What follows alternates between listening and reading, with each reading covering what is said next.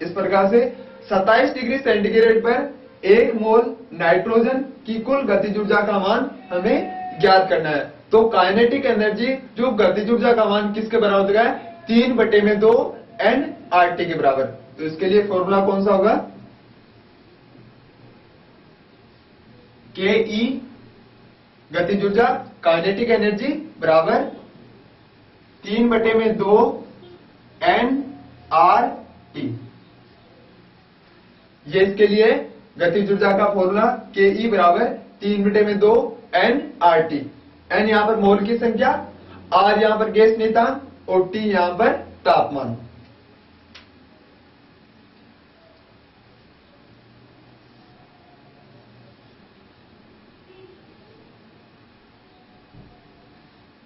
अब हमें यहां पर किन किन राशियों के मान दिए हुए हैं? तो यहां पर 3/2 ये तो फॉर्मूले में, n यहां पर मोलों की संख्या, तो यहां पर दिया हुआ है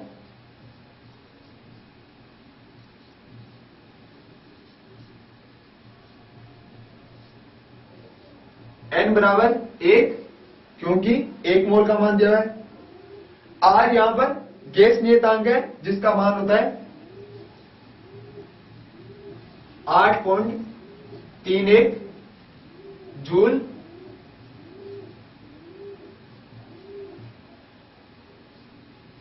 R का मान यहां पर गैस नियतांक है जो सभी गैसों के लिए नियतांक का काम करेगा। तो R बराबर 8.31 जूल प्रति मोल डिग्री सेंटीग्रेड। R का मान। अब हमें T का मान, तो T का मान 27 डिग्री सेंटीग्रेड है, तो केल्विन में बदलने के लिए हमेशा 233 में जोड़ेंगे। तो T का मान किस प्रकार होगा? T बराबर 27 प्लस 273, 300 केल्विन। तो हमें जो भी मान डिग्री सेंटीग्रेड में दिया है उसको केल्विन में बदलना है, और केल्विन में बदलने के लिए इसमें 273 जोड़ते हैं। तो इसके लिए T का मान आएगा 300 केल्विन। अब हमें इस फॉर्मूले में इन सारी राशियों के मान रखने हैं।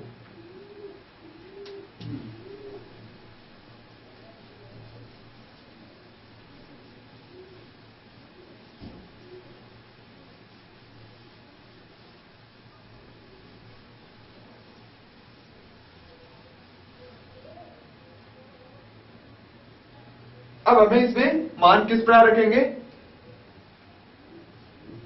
के बराबर 3/2 इंटू n का मान 1 है यहां पर, 1 इंटू R का मान 8.31 इंटू T का मान 300 केल्विन। ये 300 केल्विन।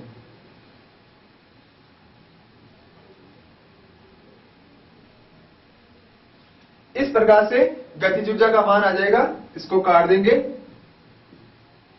1.5 के। अब 1.5, 8.31 और 300 को गुणा करने पर इसका मान आएगा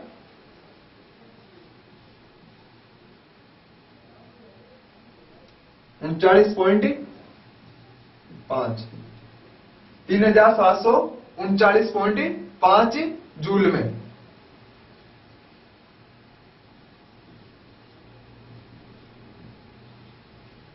अब हमें इसको जूल में मान दिया हुआ है, अब कैलोरी में बदलना है तो इसका 4.18 से भाग लगा देंगे। तो किस प्रकार से? के बराबर इसका 39, इसका राउंड फिगर हम 40 ले लेंगे और 4.18 से भाग लगा देंगे, क्योंकि एक कैलोरी का मान होता है 4.18 के बराबर या 4.2 के बराबर। तो ये जो मान आएगा वो किस में आएगा? कैलोरी में। तो के जो गतिज ऊर्जा का मान है 3740 में 4.18 या 4.2 का भाग लगाएंगे तो